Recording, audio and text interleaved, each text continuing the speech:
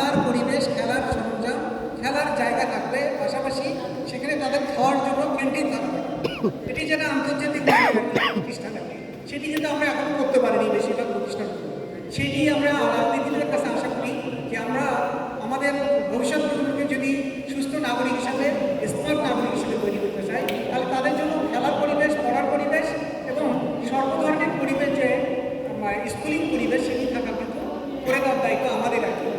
সেইটা আশাবাদ ব্যক্ত করি। আবারও যারা আজকে বিজয়ী হয়েছে তাদের জন্য অভিনন্দন। যারা ঠকছে আজকে, সেই ঠকা আসল থাকে না, তাদেরকে আমি ডাবল অভিনন্দন জানাচ্ছি এবং আশা করি তারা পরেরবার বিজয়ী হবে, এবং রংপুরে যে বিভাগীয় পর্যায়ে যাতে তারা খেলার সময় আচরণ করে, এমন কোনো আচরণ যেন না করে যাতে রেফারি বিরক্ত হয় বা মানুষজন বিরক্ত হয়।